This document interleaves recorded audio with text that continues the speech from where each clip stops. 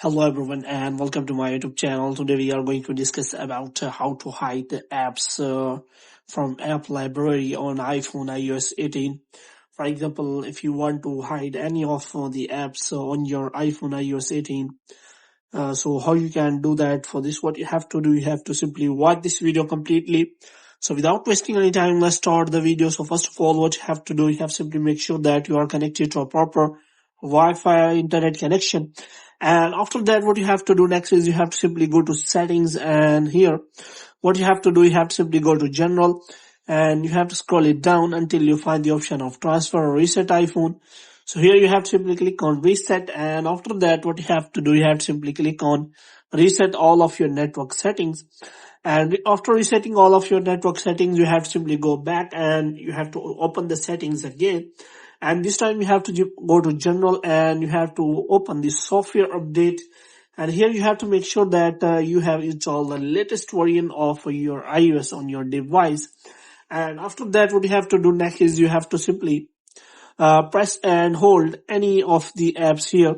For example, if you want to hide any apps from here, you can simply click on hide apps, and after that you will be able to hide the apps. For example, if you hide the app here from here, then there is option available.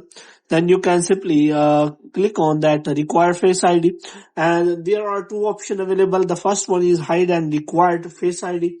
And if you want to hide that app, and it will require face ID when you want to unhide that.